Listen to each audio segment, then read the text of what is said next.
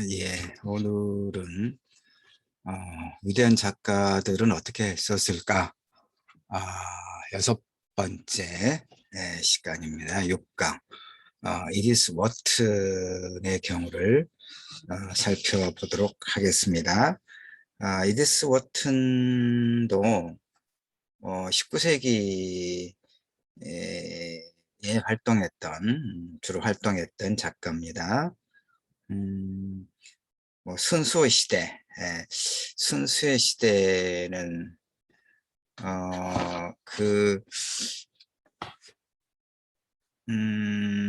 이방원, 예, 조선시대 태조 이성계의 아들 이방원의 그 권력 암투를 배경으로 하고 있는 우리나라 그 영화도 있습니다. 순수의 시대라고 하는. 예, 그런데 이제 그건 제목만 같고요.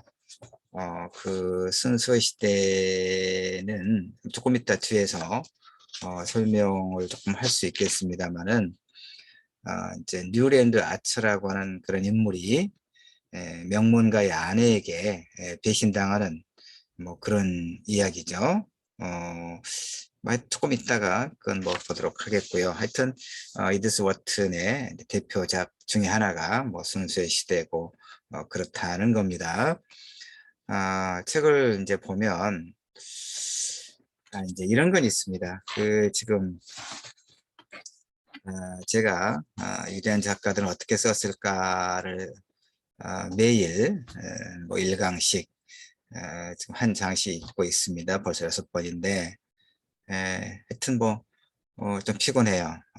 뭐 최소한 40분 이쪽 저쪽 그 시간도 그렇고 지금 이제 가을 학기 개강을 해서 제가 그 맡고 있는 수업이 많아요. 전남대학교뿐만이 아니라 많아서 이제 날마다 이렇게 지금 비대면이어서 줌으로 하는 수업이 하나 있고 나머지는 이렇게 이제 강의 영상을 만들어서 뭐 이클래스라고 하는 이제 학습 관리 시스템에 이렇게 올려놓고 매번 이제 여러 과목들을 관리를 해야 되고 그래서 그다음에 학기 초라서 상당히 이제 좀 피곤하고 두루 그렇긴 합니다.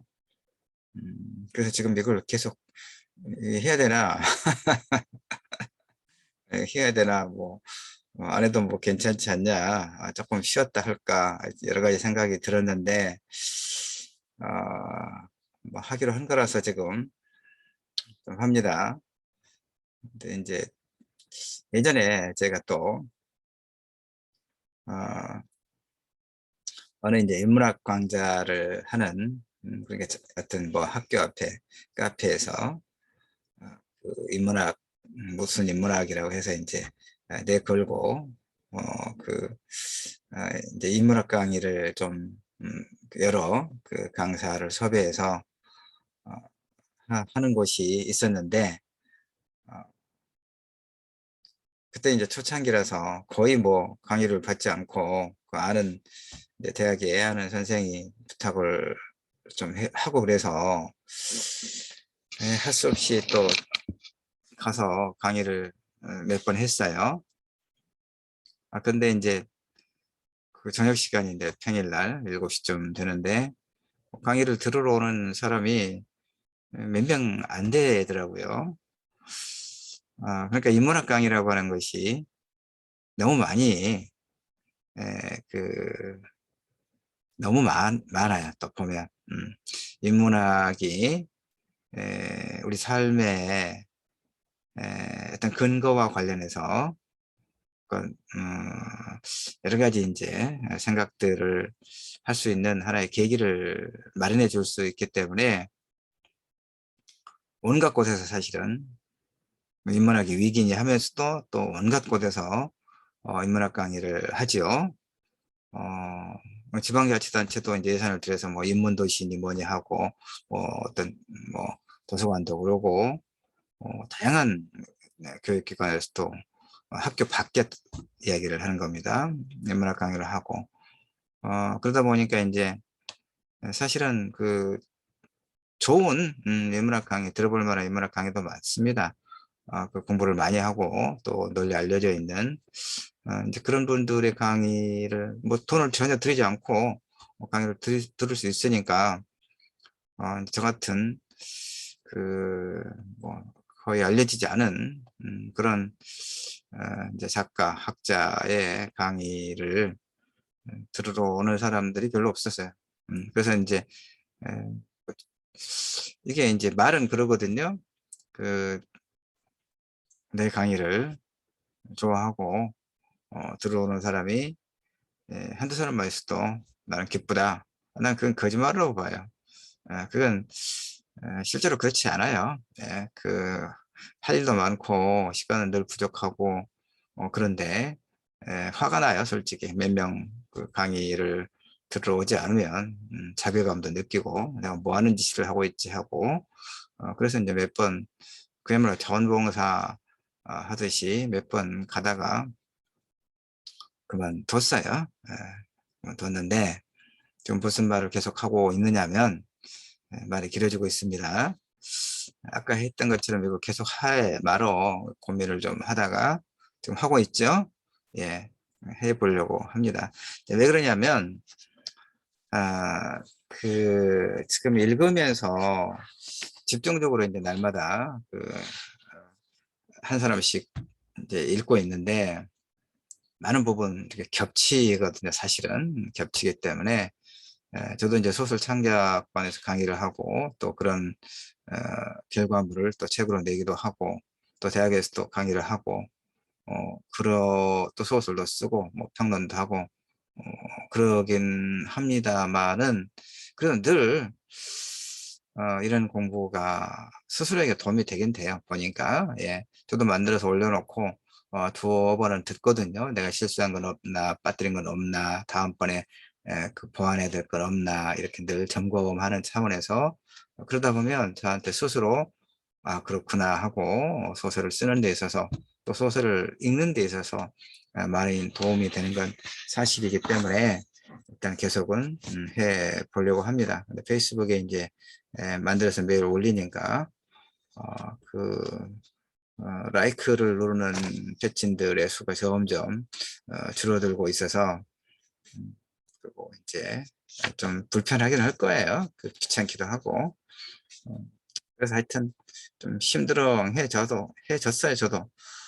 근데 어쨌든 뭐 계속 반복하지만 저를 위해서 이렇게 또 그 예를 써서 한 40분 이제 만들어 놓고 또 제가 한 두어 번 뭐 또 더 들으면 재공부가 되는 거니까 일단 계속 할 수 있는 한 해 보려고 합니다. 그리고 제가 이제 제 오래된 그 소설 창작 수업에서 썼던 오래된 노트를 하나 지금 보고 있는데 페이지를 보고 있는데 어, 이제 이런 이야기가 있어요. 그러니까 소설을 창작하려고 할 때 작가들, 예비 작가를 포함해서 작가들이 그게 한 세 가지 정도 빠뜨리지 않고 해야 될 일. 첫째가 뭐냐면 최근에 문학작품 읽기를 게을리하지 마라. 이런 얘기입니다. 동시대를 해석하는 하나의 정신과 방법이죠. 그리고 무엇보다도 표현력을 배우는데 최근에 문학작품 읽기가 많은 도움이 된다 이런 얘기죠. 지금 이제 위대한 작가들은 어떻게 썼을까 시리즈를 보면 되게 19세기에 작품 활동을 했던 그런 세계적인 작가들의 어떤 작품 세계와 함께 그들의 창작 기법을 지금 보고 있는 거잖아요. 그러니까 이렇게 고전이나 명작을 많이 읽지 않은 그 작가들은 문학적 깊이에서 문제가 있을 수 있겠죠. 어. 그러나 이제 고전이나 명작만을 읽고 동시대 작품을 또 외면하게 되면 그 표현상의 측면에서 설득력 있는 독자의 공감을 불러일으킬 수 있는 그런 문장을 얻기가 어려워요. 더 문제는 뭐냐면 동시대인으로서의 그 세상을 이해하는 관점을 확보하기가 쉽지 않아요. 그래서 고전 명작을 읽어서 그 어떤 깊이를 확보할 것이 필요하고 동시에 최근에 문학작품이 있기를 게을리하지 말 것. 당연히 한국 문학작품이죠.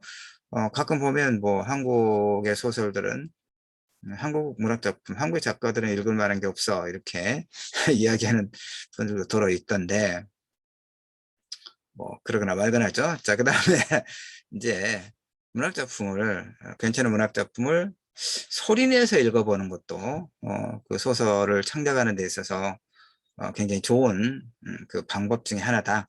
시도 뭐 다르지 않을 거예요. 왜냐하면 특히 이제 소설에도 시뿐만 아니라 소설에도 소위 언어의 운율을 배려하는 것이 좋거든요. 이것도 계속 앞에서도 이야기했던 거 했었잖아요. 특히 이제 자신의 그 작품, 일단 뭐 초고라든가 이런 작품을 소리내서 읽다 보면 같은 소리가 입안에서 반복된다는 느낌이 들 때가 있어요. 그래서 이제 그것 때문에 읽기가 불편하다는 느낌이 들거든요. 그러니까 그걸 이제 골라내는 그 쌀에서 골라내는 것 같은 그러니까 소리를 내서 자신의 어떤 작품을 읽다 보면 무의식 중에 그 자주 사용하는 그런 어떤 그 낱말들이라든가 이런 것은 다른 의미가 비슷한 다른 낱말로 바꿔주거나 이제 이런 게 그 더 좋죠. 그 다음에 이제 또 대체로 이제 그 문예창작 교실에서는 좋은 작품을 베껴 쓰는 거 필사하도록 권하기도 해요. 네, 저 같은 경우는 이제 그 그럴 필요 없다고 생각을 하는 사람입니다만은 필사를 많이 권하더라고요. 그러니까 사실 신춘문예에 나온 작품들 보면요, 전부 대학의 문예창작과라든가 아니면 이제 작가들이 이렇게 개인적으로 그 이제 소위 사사 그 소설 창작 시도 마찬가지고요. 창작 수업하는 그런 합평을 통해서 이제 그야말로 그 다듬어서 이제 내놓는 작품이 아주 많아요. 그러다 보면 이제 이게 그 작가의 작품인지 아주 그 소위 창작 공동체 공동의 작품인지 뭐 헷갈릴 정도로 이제 문제가 있다고 이제 이렇게 그좀 그 비판적으로 보기도 합니다만은 어쨌든 그 작가가 이제 하나의 제도이기 때문에 등단이라고 하는 절차를 통과해서 작품 활동을 할 게 필요하거든요. 작가라고 하는 알리바이가 또 필요하니까 이제 그래서 일단 뭐 소설을 지금 계속 읽어가는 것이 이제 소설이란 무엇인가와 관련된 그리고 소설을 어떻게 쓸 것인가 특히 이제 이 세계적으로 유명한 작가들의 소설에 대한 어떤 기법 소설에 대한 어떤 태도 이런 것들을 공부할 수 있는 뭐 하나의 좋은 기회가 지금 되는 거죠. 예. 이디스 워튼. 예. 워튼만큼 문장을 다듬는데 많은 공을 들이면서 정제된 우아함을 선보인 작가도 흔치 않다라고 이렇게 시작을 하고 있습니다. 이 책에서. 친구이자 스승인 헨리 제임스의 소설에 비해 이야기가 지나치게 단순하다거나 잉글랜드 지방 서민들의 삶을 제대로 담아내지 못했다는 비판도 있지만 나는 이 의견에 반대한다. 나는 이제 글쓴이입니다. 이 책을 쓴 사람을 이야기하죠. 윌리엄 케인, 예, 뉴욕 시립대학교와 버스턴 대학교에서 영문학을 가르쳤고, 그 다음에 또 세계적인 베스트셀러, 난 잘 모릅니다만은 워낙 책이 많으니까요. 예. 나는 이런 키스를 하고 싶다를 비롯해 사랑의 탄생 순서 등을 썼다고 지금 이 책에서 지은이에 대한 간략한 그 양력 프로필을 소개하고 있습니다. 나는 이런 키스를 하고 싶다. 예, 베스트셀러가 될 법하네요, 제목이. 예. 자, 그 다음에 어쨌든 그녀의 소설에 등장하는 인물들은 이디스 워튼, 예. 헨리 제임스의 소설에 등장하는 인물들보다 사실적이었다. 워튼은 뛰어난 표현주의 작품을 써서 자신의 작품을 단순하고 깎아내는 비판가들의 입을 다물게 만들었다는군요. 1862년 뉴욕에서 태어난 이디스 워튼은 각각 11년 또 16년 차이가 나는 두 오빠와 함께 맨하튼에서 자랐다고 하고요. 6살 때부터 파리에 살기 시작한 워튼은 글쓰기에 재미를 붙였고 이때부터 벌써 풍부한 상상력으로 부모를 놀라게 했다. 오랜 세월에 걸쳐 에드워드 워튼과 불행한 결혼 생활을 이어가던 그녀는 결혼 생활이 행복하기가 쉽지 않나요? 제가 이제 이 시리즈를 읽고 동영상을 페이스북에 올리면서 가끔 덧붙이는 이야기입니다만은 그 드라마, 예전에 나왔던 드라마를 이제 나는 좀 늦게 보는 편입니다. 천천히. 근데 요즘에는 이제 부부의 세계라고 하는 드라마를 6회까지인가 봤는데, 글쎄, 결혼이, 어, 제도로서 결혼이 두 가지 늘 이렇게 어떤 것이거든, 무엇이거나 이렇게 양면성이 있죠. 그래서 제도로서의 결혼은 우리의 삶의 어떤 그 내적 안정을 도와주는 그런 측면이 분명히 있어요. 그러면서도 이제 일정하게 그 책임감의 문제가 있고, 그다음에 어떤 그 가족 공동체라고 하는 그런 어떤 또 당연히 의무와 책임이 당연히 또 따라오는 것이기 때문에 이제 어찌 보면 이제 결혼은 무덤이다, 뭐 이렇게 이야기하는 이제 측면도 있죠. 그런 게 다 같이 있는 거죠. 같이 있는 건데, 하여튼 드라마 부부의 세계는 하여튼 복잡하게 전개되고 있는데 볼만하다 싶기도 하고, 일정하게 좀 짜증나기도 하고 그런 설정들이 좀 많이 있습니다. 자, 이 이디스 워튼도 이제 결혼 생활이 만족스럽지 않았던 모양입니다. 그러다가 이제 결국 저널리스트이자 양성애자인 모튼 플러턴과 불륜에 빠졌다고 그러는군요. 그런 다음에 워튼은 남편과 이혼하고 수많은 유명 예술가들과 두터운 친분을 쌓았고, 이혼하고 나니까 이제, 아니요, 이런 말을 하면 조심스러우니까, 자, 그중엔 내 인생의 사랑을 부른 성악가 발터 베리와 헨리 제임스도 포함되어 있었다. 이 짧은 연보만으로도 우리는 워튼이 현실에서 겪었던 인간관계를 소설로 승화시키기 위해 혼신의 노력을 기울였음을 알 수 있다. 사실 그녀의 소설에 등장하는 인물들을 짓누르는 사랑의 고뇌는 그녀의 실제 삶의 한 부분이었던 것이다. 이것이 워튼에게서 배울 수 있는 첫 번째 교훈이다. 아직 그녀가 성취한 기고를 살펴보기 전이라 이른 감이 있지만, 글씨로 뺏고간 페이지 밖에 존재하는 작가의 삶이 예술작품의 훌륭한 소재가 될 수 있다는 사실은 언제라도 기억해 둘만하다. 그건 기억할 필요가 없죠. 우리가 소설을 쓸 때 작가 자신의 이야기가 아니라도 결국은 작가 자신의 이야기일 수밖에 없는 그런 측면이 있죠. 삶의 어떤 체험의 풍부성, 물론 또 이런 건 있어요.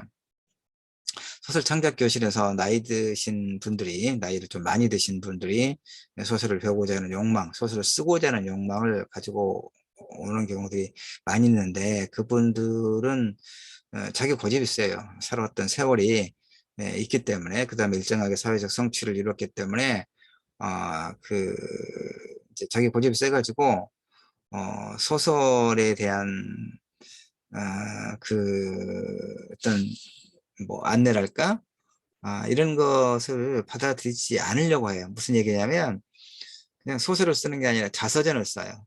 자기가 체험했던 것이, 그걸 문장으로 쓰면, 그게 이제 소설인 것처럼 잘못 알고 있는 경우들이 많아요. 물론 이제 우리가 자전적 소설이라고 하는 게 있죠.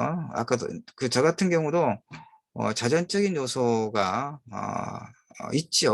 있습니다. 그러나 내 소설이 내 자서전은 아니거든요. 내가 이제 보고 듣고 경험한 것들을 바탕으로 허구적 어떤 상상력을 통해서 이야기하고자 하는 어떤 주제의식을 이제 하나의 이야기로 만든 거죠. 그런데 음, 좀 나이를 많이 드신 분들의 경우, 소설을 제대로 이해하지 못하는 경우, 소설 창작 교실에 이제 오는 경우는 하여튼 그 잘 안 되는 분명히 그런 경우가 있어요. 그러니까 삶에 대한 경험이 풍부해서 해야 소설을 잘 쓸 수 있느냐, 그건 전혀 아니란 얘기입니다.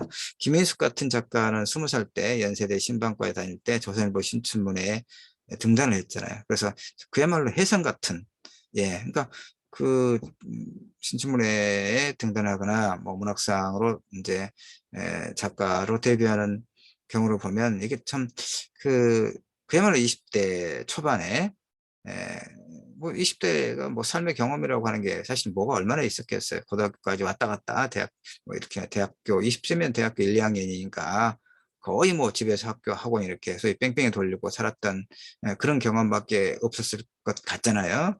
그럼에도 불구하고 김인숙은 20살 때, 예, 그야말로 신데렐라처럼 한국 문단에 등단해서 정말 좋은 작품들을 많이 발표했던 그런 작가죠. 예. 반면에 이제 그야말로 50대, 40대, 50대, 60대 돼서 그 삶의 어떤 그 풍부한 경험을 토대로 자신만의 어떤 언어로 소설을 써서 또 늦게 등단하는 경우 또 많고 그렇습니다.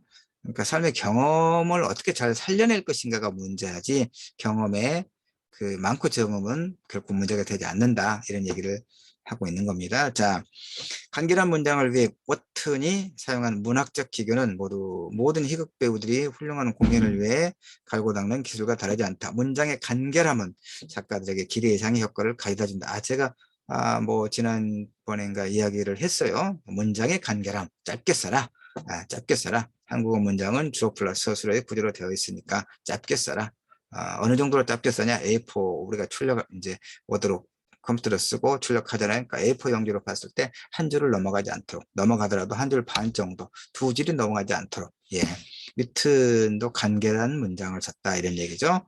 예, 물론 모든 작가가 간결한 문장을 쓰기 위해 노력하는 건 아니다. 윌리엄 포크너나 제임스 조이스는 간결함과는 이제 너무나 동떨어진.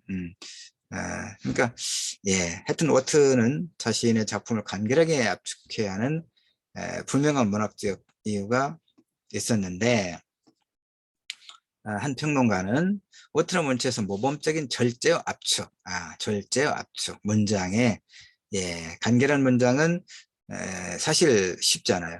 길게 쓰기는 쉬운데 그걸 압축해서 간결하게 이건 상당한 훈련이 필요해요. 그래서 워트는 초기에 문장의 간결함과 엄격함에 사로잡힌 나머지 형용사를 사냥하며 글을 썼다고 자서전에서 밝혔다.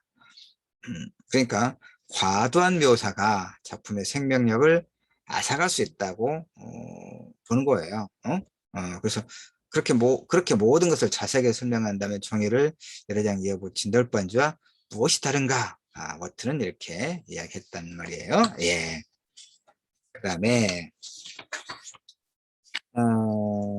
이제 그 워튼의 이 이디스 워튼의 영향력이 이제 강하게 드리워진 분야는 연애와 사랑을 다룬 소설이라고 하는군요. 그녀가 사용한 전통적인 기교는 뭐냐? 첫눈에 반한 사랑. 첫눈에 반한 사랑.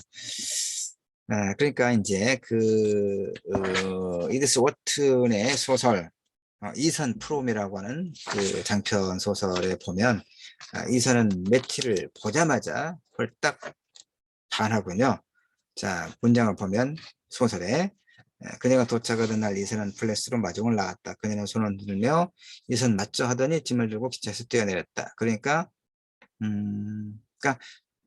그래서 그다음에 아이들이라고 하는 소설에서도 노골적인 성적 묘사가 빠진 나보코프의 롤리타를 떠올리게 하는 그러니까 이를테면 상대를 이성을 보고 첫눈에 반해서 사랑이 이렇게 불타오르는 이런 소설에 대한 장점이 있군요. 자, 제가 처음에 이야기했던 순수의 시대는 1920년대 작품인데 사랑이라는 주제를 파고들 때 사용할 수 있는 또 다른 장치 중에서 등장인물의 마음을 열고 들어가 다른 사람들에게 숨기고 있는 갈망과 욕망을 드러내는 방식, 순수의 시대의 경우에 자, 순수 시대에서 뉴랜드 아처와 월렌스카 백작 부인은 각자 아내와 남편이 있는 기혼자들로 백작 부인은 아처의 아내와는 사촌지간이다. 아처가 백작 부인을 마중하러 기차역으로 가는 장면에서 워트는 아처의 마음을 열고 들어가 앞으로 일어날 장면을 위해 로맨틱한 설정을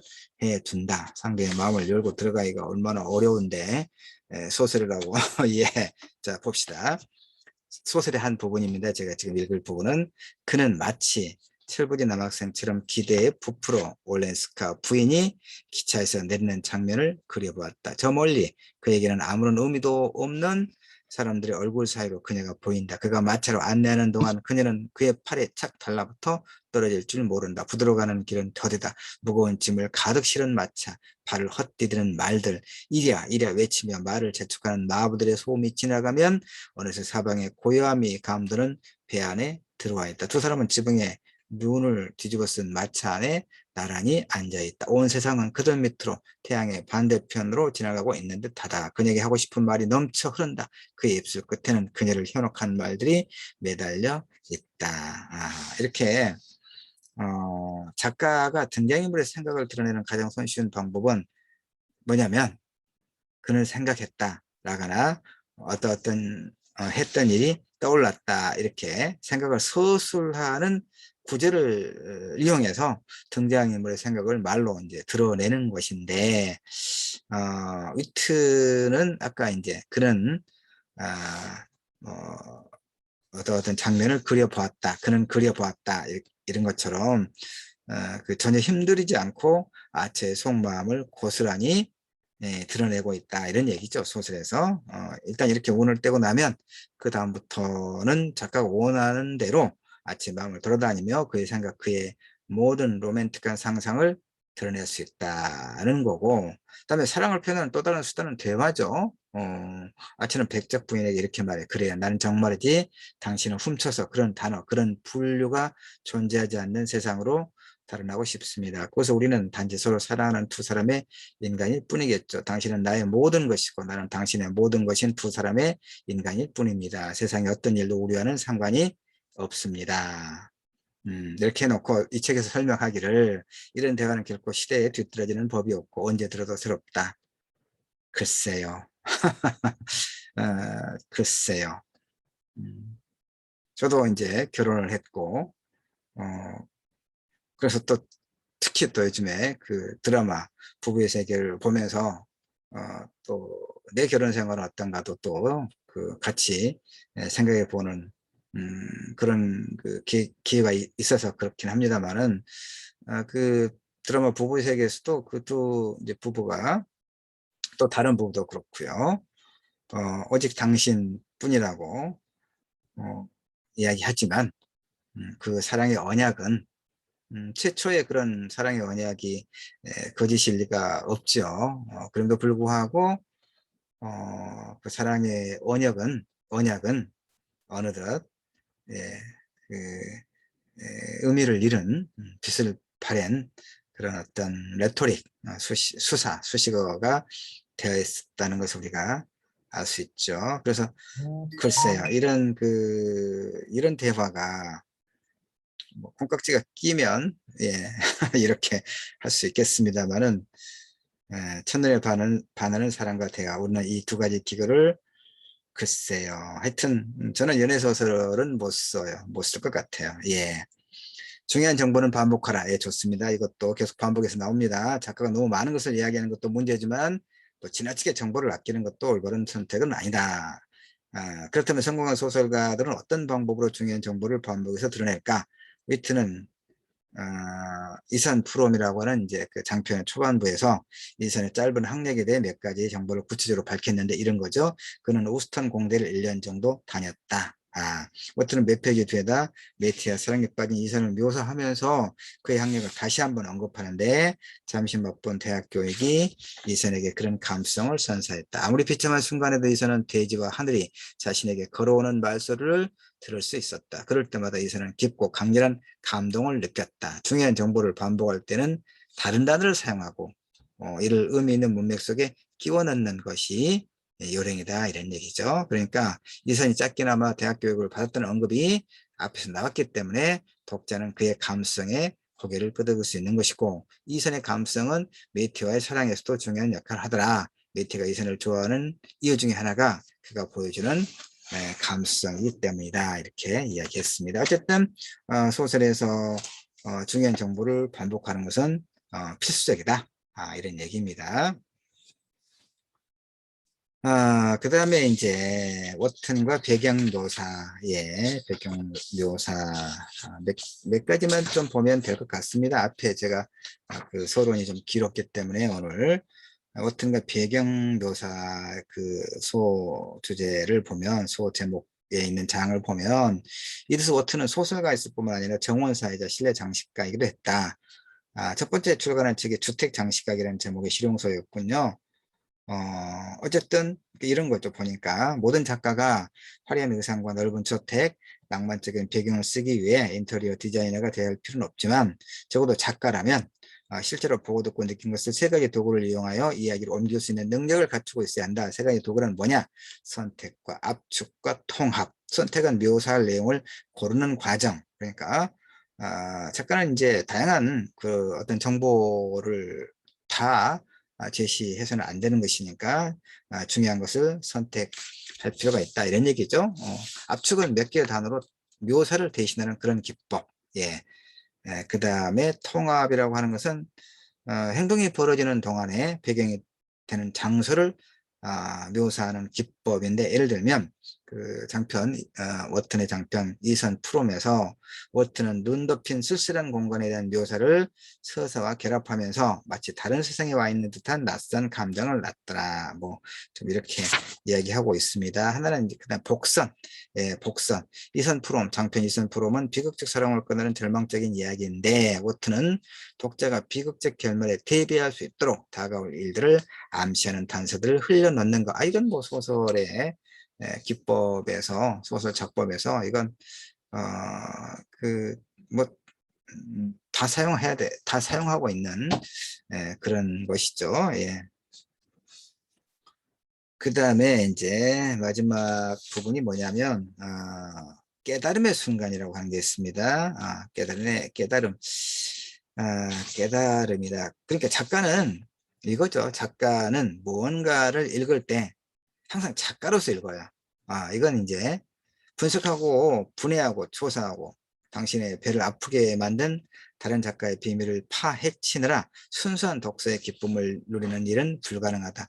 이것도 좀 그렇긴 해요. 우리가 다른 작가의 소설을 읽을 때 분석하면서 읽거든요. 그냥 그 소설에 그냥 몰입해서 읽기보다는 이 작가의 이 소설은 그렇다면 뭐 인물이라든가 배경이라든가 갈등이라든가 이런 소설의 구성 요소들을 어떻게 배치하고 어떻게 그 이야기를 에, 전개해 나가는가 하는 다양한 것들을 분석을 하면서 읽지요. 예, 그렇습니다. 그러니까 뭔가를 읽을 때 항상 작가로서 읽더라. 그런데 이제 깨달음의 순간이라고 하는 것은 뭐냐면, 그러니까 등장인물이 자신의 세계에 대해서 눈을 뜨는 시점, 소설에서 깨달음의 순간이라고 하는 것이죠. 그러니까 뭐 아하 하고 무릎을 치는 순간이 있죠. 깨달음의 순간이라고 하는 것은 그 제임스 조이스, 뭐 지난 시간에 크누트 함순에서 이제 뭐 무의식의 그 세계, 그런 시간의 직선적인 흐름이 아니라 그것을 이제 시간의 어떤 그 직선적인 진행이 아니라 무의식의 어떤 그 제시와 관련해서 이야기를 했었는데, 특히 제임스 조이스의 그 더블린 사람들이라든가 이런 작품들을 보면요, 그 더블린 사람들, 예, 하여튼 뭐 줄거리를 발전시키고 등장인물의 변화를 더 명확하게 보여주기 위한 하나의 장치로 그 어떤 깨달음의 순간들을 여러 차례 제시하고 있다, 이런 얘기입니다. 오튼이 보기에 이 제임스 조이스의 소설은 지나치게 자기중심적이고 자아도취적이며 감각적이었다는 거죠. 그러나 자신이 싫어하는 작품에서도 배울 점이 있다는 것 정도는 알고 있었다. 그렇죠? 이것도 지난번에 제가 이야기했습니다. 내가 싫어하는 그 작가의 작품에서도 분명히 배울 점이 있고 우리는 그걸 배워야 되겠다는 것을 이야기합니다. 그 다음에 또 순수 시대 아까 소개를 조금 했습니다만 하여튼 뉴랜드 아츠라고는 그런 인물이 명문가의 아내에게 배신당하는 이야기인데 아츠는 뉴욕에서 활동하는 명문가 출신의 변호사입니다. 자신이 속한 사무직 중에 관습과 틀에 박힌 사고방식에 염증을 느끼는 그런 인물인데 어느 날 자신의 삶 속으로 올렌스카 백작 부인이 들어온 순간 아츠는 가치관의 혼란을 겪기 시작하면서 많은 깨달음을 얻는다 이겁니다. 올렌스카 부인은 아츠의 마음속에 숨어있던 폭죽에 불을 붙인 불똥 불쏘시개 아츠에게는 섬과 같은 직관에 휩싸이는 순간이 여러 차례 찾아오는데 그 중에서도 최초이자 가장 중요한 깨달음을 얻는 순간은 뭐냐? 남편과 헤어지고 다른 남자와 동거 중이라는 이유로 올렌스카 부인을 헐뜯는 사람 앞에 나서서 그녀를 변호하는 순간 변호하는 순간 이렇게 하군요. 그는 멈춰서서 몸을 돌리며 성난 얼굴로 담배에 불을 붙였다. 그리고 여성들도 자유로워질 권리가 있습니다. 우리들처럼 말입니다. 라고 또박또박 말했다. 너무 분개한 나머지 그 말이 가져올 파장에 대해서는 생각을 겨를조차 없었다. 19세기 소설입니다. 예. 그 다음에 이제 마지막입니다. 등장인물이 어떤 깨달음을 얻었을 때 잠시 속도를 놓치고 정성을 들여 그 순간을 다듬어 작품 속에 집어넣을 것. 깨달음의 순간을 이용하는 방법은 의식적으로 노력하면 터득할 수 있다고 그러는 건데 이도박근을 키우기 위해 집중적으로 역기를 들어올리는 투창 선수처럼 작가도 많은 훈련을 통해 깨달음의 순간을 쓸 수 있는 능력을 향상시킬 수 있다. 그랬습니다. 깨달음의 순간을 자신의 소설론 한가운데 놓았던 작가. 자, 결국은 작가의 이렇게 소개하고 있는 작가의 어떤 대표작 정도를 읽어보면서 이 장에서 이야기하고 각각의 장에서 이야기하고 있는 그 작가의 소설에 대한 태도, 소설에 대한 작법, 기교 이런 것들을 이제 확인해 보는 것이 굉장히 유용할 것 같고요. 예, 그렇습니다. 일단 여기까지 하겠습니다. 오늘은 예.